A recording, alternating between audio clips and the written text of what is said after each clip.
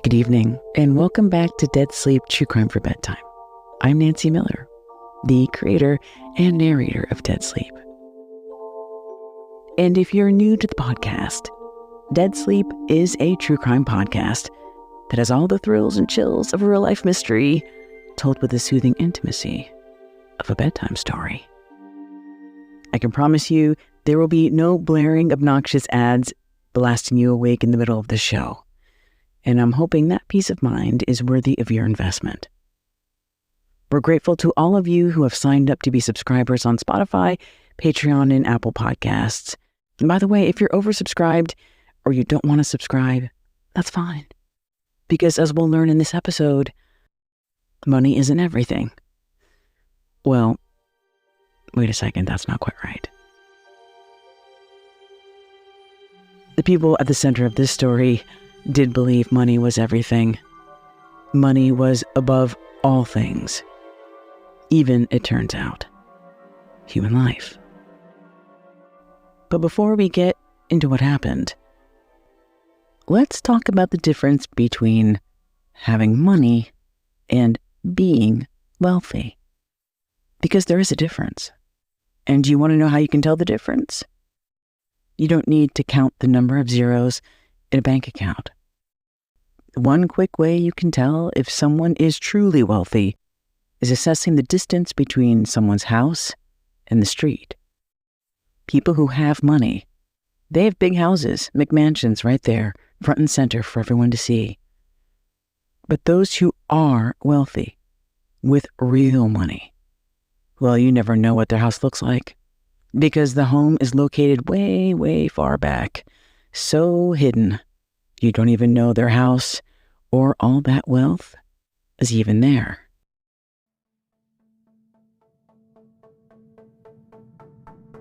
One night, in November of 2012, there was a house at the end of a long road, and there were three men who knew, and they knew very well, that the home was there. As they made their way down a series of S-curve streets and pitch-black roads, they knew what was at the end: the home of a 66-year-old businessman named Ravi Kurma. And Ravi's house, it was real money. And they wanted all of it. The road was so quiet and so dark. The only sound was of the puttering of an engine and the gravel grinding underneath the wheels of a car. The only thing visible was a pair of headlights casting a muted glow a few feet ahead. It was November 29th, sometime before midnight, when the three intruders entered the 7,000-square-foot mansion in Monte Sereno, a Silicon Valley enclave roughly 10 miles away from San Jose. Monte Sereno is Spanish for Serene Mountain, and true to its name, with just 3,500 residents, there was rarely any crime on that precious sliver of Northern California. Ravish, also known as Ravi, was in his living room, watching CNN. On TV, the news was a mix of absurdity and doom. News of President Obama and how the country was on the verge of a fiscal cliff. There was another story about a gym in Florida that offered Pilates for dogs. Ravi, of course, didn't know then that in a few short hours, he would go from observing the news to being the lead story.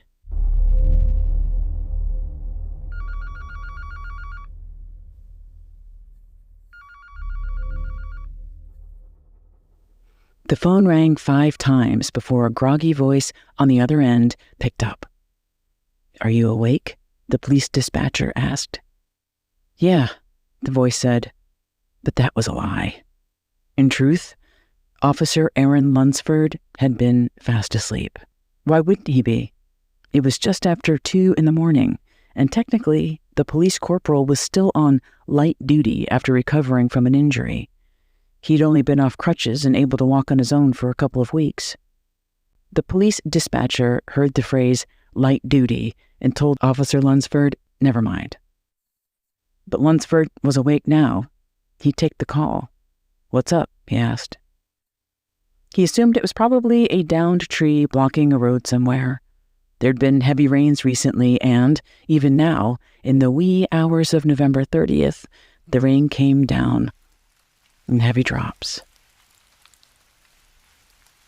But what the dispatcher said next, Officer Lunsford had never heard before.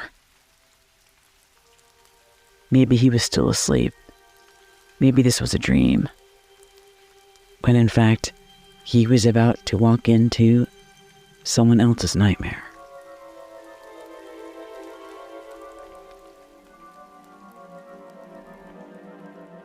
The dispatcher said it in code.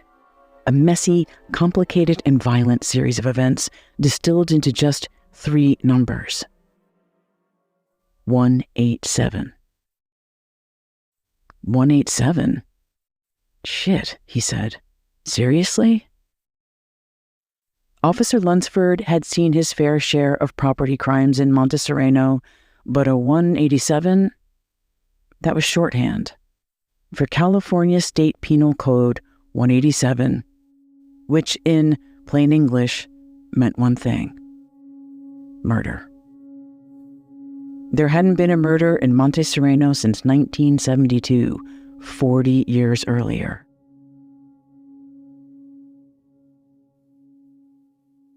This was the rarefied world of Silicon Valley, privileged and protected, vast amounts of wealth safely tucked behind iron gates, or so it seemed. When Lunsford drove up to the scene, he saw a bunch of cop cars and the pulsing lights of an ambulance, but the ambulance wasn't rushing someone to the ER. The ambulance was idle in the driveway. Not a good sign. Officer Lunsford was quickly appointed lead investigator. He sloshed through the puddles in the driveway and up to the house where an on-scene supervisor gave him the grisly tour of the mansion, where somewhere in that 7,000 square feet, Ravi Kumra lost his life. Lunsford didn't know the scope of it all just yet, that this case was going to be massive, that it would be filled with dark secrets and bitter betrayals, that it would be the subject of a documentary, the focus of several magazine stories, and turn a lot of what we assumed was true about the certainty of forensic science on its head. All Lunsford knew then was that he was a community cop who was the lead detective on his very first homicide, the kind of which he'd likely never see again. A case that could make a career. That is, if he could solve it. And that was a big if.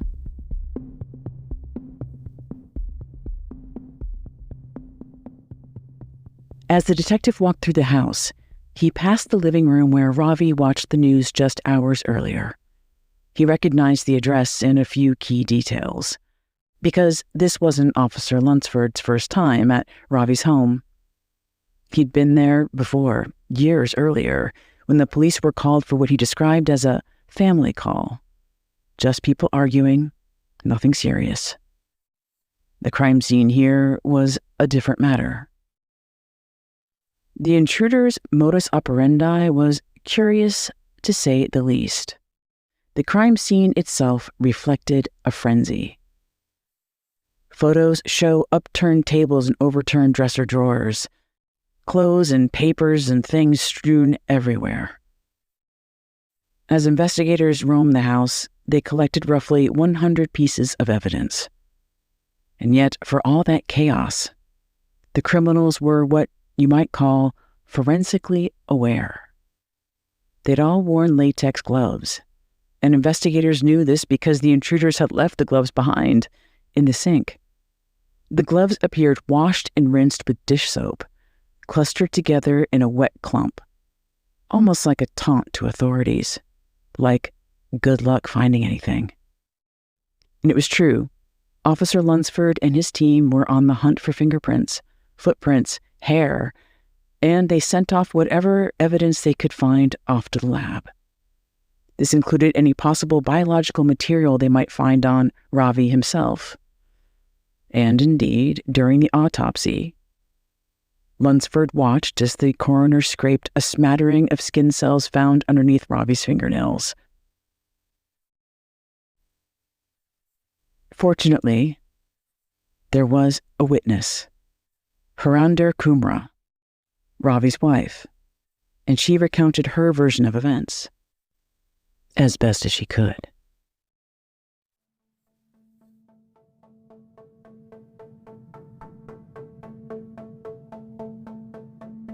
Sometime between 11:30 p.m. and 1:30 a.m., a group of intruders, 3 maybe, broke into the house. The men pulled Harinder and Ravi into one of the rooms, tied their wrists and ankles, blindfolded the couple, and covered their mouths with duct tape. The tape they used was oddly whimsical. The tape was white with this hokey pattern of tiny black mustaches across it, totally incongruous with the gruesome nature of the crime. Both Harinder and Ravi were blindfolded, but Harinder did manage to get a quick look at one of the intruders. She described him as a tall, skinny guy with dark hair, white or Latino. She wasn't sure. She did not recognize the men, but they seemed to know the house, and they knew that somewhere in the house was a load of cash and jewelry, which the men stole, along with rare coins. When the men left, she and Ravi were still tied up, but she was somehow able to maneuver her way to a phone and called 911. The intruders had roughed her up. Her injuries included a split lip, but it was her husband Ravi who was in real trouble. The mustache tape covered too much of his nose and mouth and cut off the airflow and his ability to breathe. He lost consciousness, and when the EMTs arrived, they rushed in and took Ravi's vitals, including a fingertip pulse oximeter to test the oxygen levels in Ravi's blood. You might have seen or used a fingertip pulse oximeter during the pandemic. It's a little gadget that clamps onto an index finger, measures the oxygen levels of one's blood, and gives a percentage between 0 to 100. The ideal range for healthy oxygen levels for many people is between 95 to 100%. And to detect that percentage, pulse oximetry uses 2 different types of light, red light and infrared light, to gauge how much hemoglobin is in one's blood. Hemoglobin is the good stuff, a type of protein that delivers oxygen into the blood. The more hemoglobin in the blood, the higher the percentage on that oximeter. In the case of Ravish Kumra, the pulse oximeter clamped on his finger likely told them what they already knew. There was no fresh oxygen in his blood. Ravi was gone. He left behind 2 grown children, an extended family, and a lot of questions. Authorities knew this was a home invasion. But was killing Ravi part of the plan? Or was that tape placement an accident and he was collateral damage? And out of all the houses in this area, why did the intruders choose this house? There had to be more to this, because it didn't seem random, which meant Ravi and Harinder had some personal or professional connection to these perpetrators. But who? To find that out, investigators had to start with the couple's social circle. Initially, the couple appeared to be an ordinary married couple in their mid-60s. They lived in that house for decades, raised children there, though neighbors said they didn't know the Kumras all that well. They seemed nice enough, but appeared to keep to themselves. Investigators soon learned, however, things weren't quite what they seemed. And this house held more than cash and jewelry and rare coins. It also held a vault of dark secrets.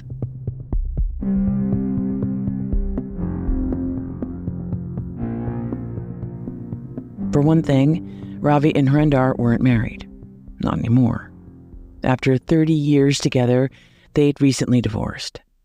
For financial and logistical reasons, they lived under the same roof, but largely lived separate lives. So they didn't have one cohesive social circle. And Ravi's own social circle was a dizzying kaleidoscope of random people from all over the place. He had a lot of friends, and it seemed just as many enemies.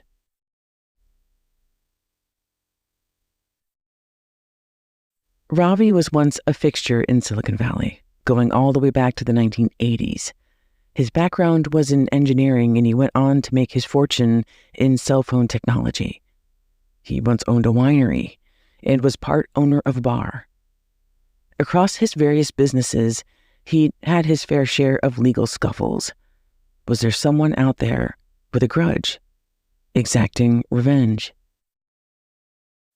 Ravi was also a man of appetites who liked to party. Years earlier, he'd gotten in trouble with the law for his drinking, which included a DUI. But there were no recent run-ins with the law. He was known for having a quick temper. Maybe he'd pissed off the wrong person recently, and they tracked him down. Ravi was also known for his generosity, and maybe he was a little too generous. Because in recent years, investigators learned Ravi had money troubles. The big house at the end of the long road obscured Ravi's financial hardship. His generosity and thrill-seeking nature extended to the women in his life.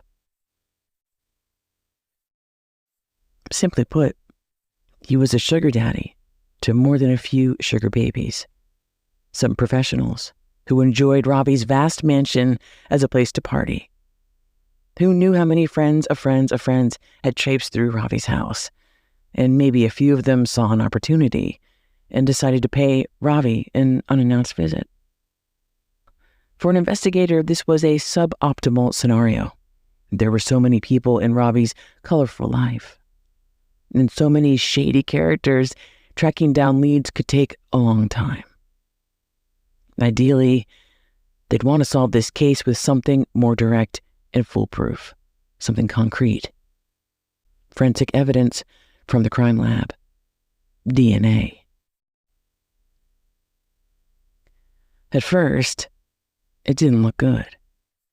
The county criminalists working on this murder case struggled to find DNA material that didn't belong to the Kurmas themselves.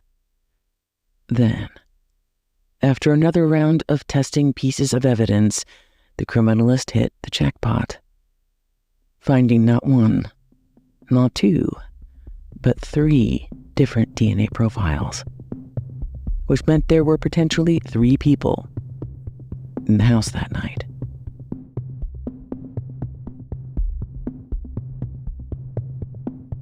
The criminalist ran the DNA through the offender database. If any one of these guys had a record, their name and info would pop up. And sure enough, the 3 DNA profiles matched 3 different men. The 3 men were all from the Bay Area. 22-year-old D'Angelo Austin's DNA was on the duct tape.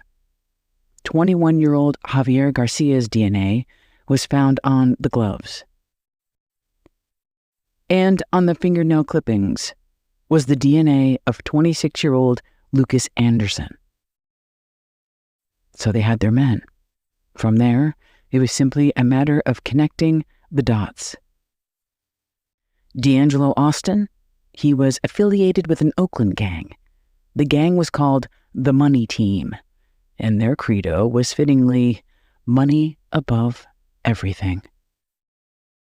The Money Team was behind a series of violent events around Oakland during that time in 2012, including robberies and murders linked to the gang. Investigators believe D'Angelo and Javier Garcia knew each other through the Money Team and another affiliated gang called Ghost Town. Their cell phone data placed the 2 men at the scene. Both D'Angelo and Javier's cell phones pinged from cell towers in Monte Sereno the night of the robbery and murder. The strange thing was, these guys were from Oakland. How would they know about a big house that was over 50 miles away? While searching through Ravi's computer and phone, investigators uncovered a promising link. A connection that was as tragic as it was treacherous.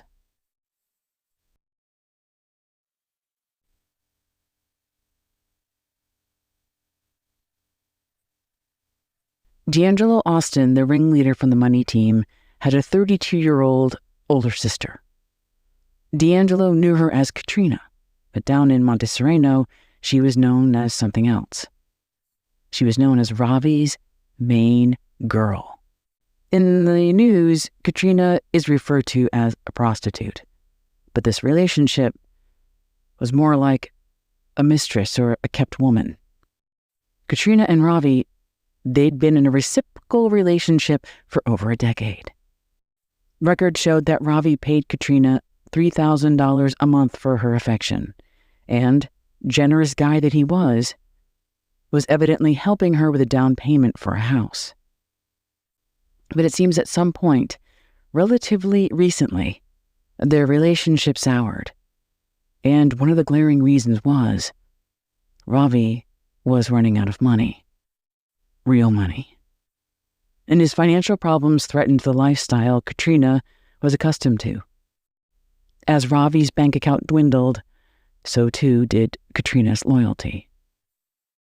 Sometime before that night in November, she told her brother D'Angelo about Ravi, and somewhere along the way in the conversation, D'Angelo hatched a plan to rob Ravi's house. All Katrina had to do was give him the details, which she did, including the address, along with a detailed map of the inside of Ravi's home. She'd been to Ravi's house plenty of times, even in the bedroom of his ex-wife when she wasn't around. So she knew where the couple kept the cash and jewelry, and that there were rare coins up for grabs. With the cell phone records, the DNA, and the sisters' statements, D'Angelo and Javier were pretty hosed. They were charged with first-degree murder, robbery of an inhabited place, and false imprisonment, and taken into custody. But there was someone Katrina omitted from her statements. That third man, the one whose DNA was found underneath Ravi's fingernails. He was a black male, 26 years old, and his name, according to the DNA database, was Lucas Anderson. What could she tell authorities about Lucas Anderson? Nothing, apparently. Detective Lunsford had two pieces of this puzzle. D'Angelo and Javier were in custody. And the connection between the two men, it was basically A to B. But this Lucas Anderson guy, he was a question mark. He wasn't in a gang. He didn't live in Oakland. He was from San Jose. There were a lot of unknowns. But at least this case had one irrefutable fact. The lab found Lucas Anderson's DNA under Ravi's fingernails, which meant Lucas killed Ravi, or at least had a significant role in his murder. So there was the evidence.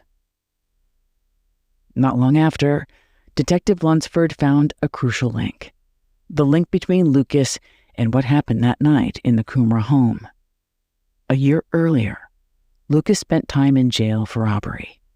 And Detective Lunsford found out that Lucas, he was locked up in the very same jail as a man named Sean Hampton.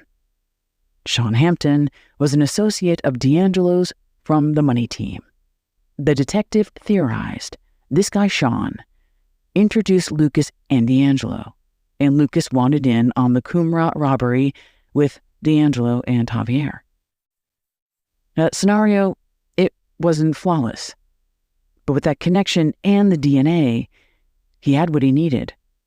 And all Detective Lunsford needed now to close this case was Lucas himself, and in a perfect world, get him to confess.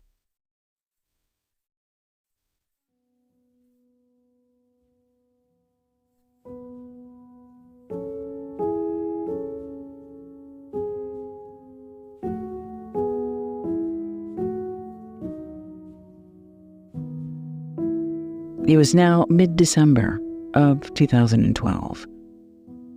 3.5 weeks after the robbery and murder at the Kerma home, smack in the middle of the holiday season. But in this interview room, where 26-year-old Lucas Anderson found himself facing down 2 detectives, there was no cause for celebration. Clearly, what these cops wanted for Christmas was a confession. And the suspect they had in custody, Lucas Anderson, he had no plans of gifting them one. His interrogators were Detective Lunsford and his boss, Sergeant Mike D'Antonio. And they were talking to him like it was a scene from an 80s cop movie.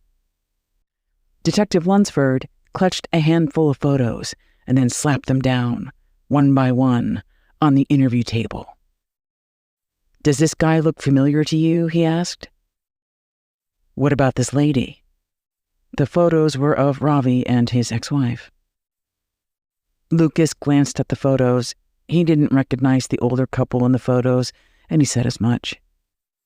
Then Detective Lunsford pulled out a picture of a woman he recognized. The picture was of Lucas's mother. Of course, he knew who she was. Lucas didn't react. Lucas had no idea what the detectives were talking about. Maybe if he ignored them, they'd go away. Then they showed Lucas something, a document he couldn't ignore. Detective Lunsford set down a letter from the state of California showing the database match between Lucas Anderson's DNA and the DNA profile found on the victim's fingernails. Lucas was stunned and terrified. Lucas had done a lot of stupid things, especially when he was drunk. And well, Lucas, he drank a lot. Over the years, he'd passed out, blacked out, been knocked out. He'd been found passed out on the street so many times that the paramedics sent to help Lucas, a few of them knew Lucas's name and birth date by heart. Most of the trouble he got himself into, things like getting busted for bicycling under the influence, in those cases, he really only hurt himself. One time when he was wasted, he staggered off of a curb and was hit by a speeding truck. Luckily, he survived. But he'd hit his head, and his memory, it hadn't been the same ever since. Another time, when he was drunk, he broke somebody's ground floor apartment window and slid half of his body into the home until the shocked resident woke up and pushed Lucas back out of the broken window with a bunch of blankets. Then they called 911. When the police came to arrest Lucas, he was bloody and dazed, but he wasn't violent. The night he broke the window, nothing was stolen, but Lucas was charged with residential burglary, a felony. And that's when they took his DNA and they added it to the state criminal database. So yeah, Lucas had done some things. A lot of things he didn't remember. But he was no murderer. No way. Or was he? The more the cops talked to him, the more anxious he became. He had no memory of being in Monte Sereno, and he certainly had no memory of killing anyone. He didn't think he was even capable of anything like that. He had his issues. He struggled with mental health problems and never had a fixed address. He spent most of his life on the streets. He annoyed people with his panhandling and public drunkenness, so he was a nuisance. But a killer? Someone capable of robbing the home of 2 older people and leaving one of them to die? Lucas told him, nah, that's not me. But the cops were clear. They had the evidence. And this evidence... Lucas, one of the detectives said. I don't have a crystal ball to know what the truth is. Only you do. But in all the years I've been doing this, I've never seen a DNA hit being wrong. Lucas went back to his cell, where he'd spend the next several months awaiting trial for murder, among other charges. He was facing the death penalty. And with each passing day, he became more convinced that maybe somehow he had done it. The DNA said so. And like the cops said, DNA didn't lie.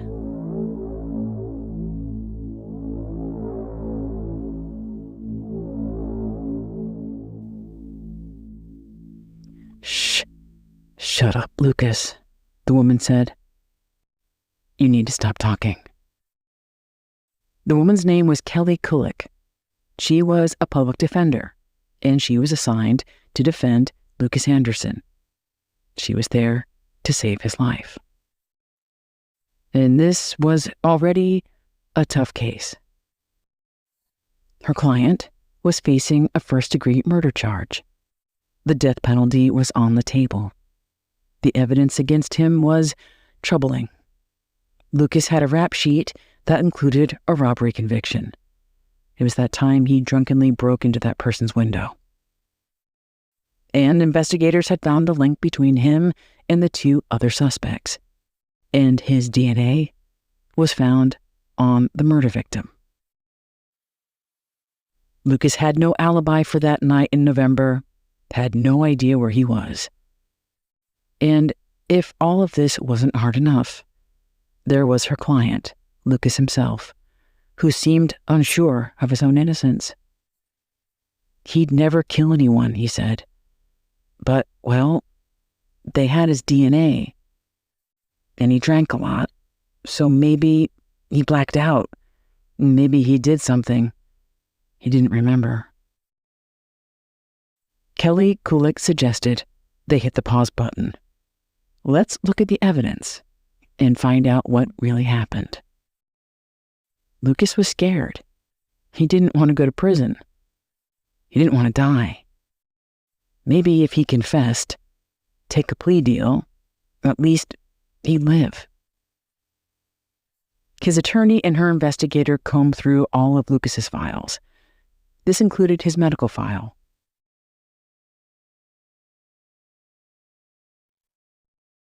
If things didn't go their way, and Lucas was found guilty or decided to plead out, his mental health history might help them with sentencing.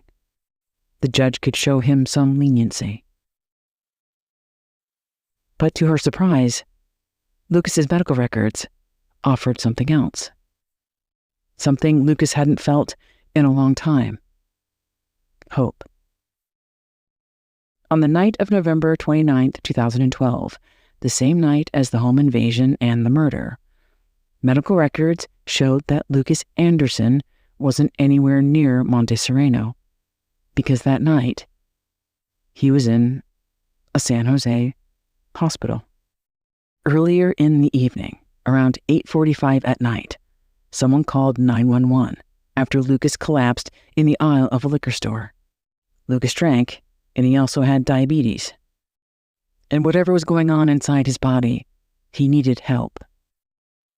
An ambulance arrived and whisked Lucas away to a nearby hospital for treatment. And there it was, right there in his file, with a signature. Lucas Anderson was admitted to the hospital at 10:45 p.m., where he remained in bed through the night. How could Lucas Anderson be in two places at the same time? It wasn't possible. So how was his DNA underneath Ravi's fingernails? Authorities theorize the DNA transfer happened during a struggle. Say, Ravi dug his nails into Lucas as he was being tied up. But if these medical records were correct, and he wasn't there, how did his DNA get under Ravi's nails? This was a whole new mystery. Because everybody knew DNA didn't lie. But, as Detective Lunsford would soon discover, DNA didn't always tell the full story. The DNA found on Ravi that was traced back to Lucas was touch DNA. And like its name, touch DNA is found when a person touches something and leaves behind their skin cells, sweat, or other fluids that contain their DNA. Sometimes this DNA is a result of direct contact, and we often assume that the DNA found in criminal cases, often presented as evidence in the courtroom, is that kind of direct primary DNA.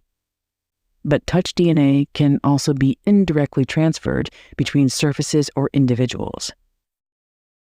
And it happens more frequently and far more easily than people realize. After researching this story, I could probably do a very sleepy Dead Sleep episode getting into the forensic nitty-gritty of how touch DNA and how our skin cells and sweat and other bodily fluids can show up in places we'd never been. But for the sake of this story, in this particular case, how did Lucas's DNA end up on the body of a man he never met? How was Lucas basically framed by his own skin cells?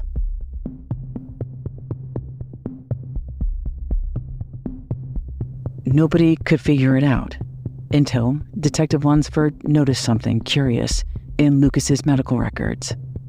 The night of November 29th, the detective noticed that the names of the paramedics who treated Lucas and took him to the hospital were the very same paramedics who later showed up at Ravi's house. And somewhere along the way, as they tended to Ravi, it seemed Lucas's skin cells transferred onto Ravi's fingernails. How exactly that happened, nobody could know. But the most compelling explanation was that the cells were transferred when one of the paramedics used the finger pulse oximeter first on Lucas, and then hours later used the same device on Ravi. Even if the device was cleaned each time scrupulously, it's possible Lucas's stray skin cells found their way into Ravi's nails through that little device. And with that discovery came the realization that this whole case about Lucas started with the DNA, and then the rest was just confirmation bias, trying to find facts and details that filled the theory behind the DNA. What's more, the third suspect was found. And along with his DNA, Katrina, Ravi's former girlfriend and D'Angelo's sister, testified against that man and the two others in court for a reduced sentence. And ultimately, all three men went to prison. I say men, but they were barely in their 20s. They were really young.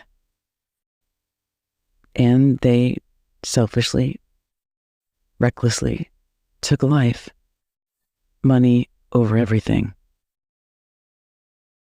And now they spend the rest of their lives in prison. As a reward for his diligent detective work, Officer Aaron Lunsford got a promotion. And Lucas? The charges against him were dropped. And while it's not a perfect ending, he was an innocent man who spent months in jail for a crime he didn't commit. And when he was released, he didn't even have a home to go back to. But Lucas said he was grateful. He almost confessed to a crime he didn't do, because the DNA told him that he did. And with all the attention that Lucas's story received, there's hope that in the future, cases that involve touch DNA will be more carefully considered. We can trust DNA to tell us the who, but we can't trust it to always tell us the how.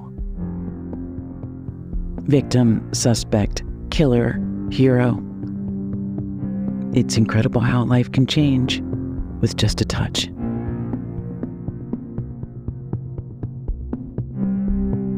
Thank you again for listening to Dead Sleep True Crime for Bedtime. A special hat tip to Wired Magazine, The Marshall Project, and PBS Frontline for their work in bringing Lucas's story to light. I will share links to those sources in the show notes. I'll be back next week with an all-new true crime story made for nighttime listening. There's also a bonus episode on the horizon that I'm working on right now that I'm really excited for you to hear.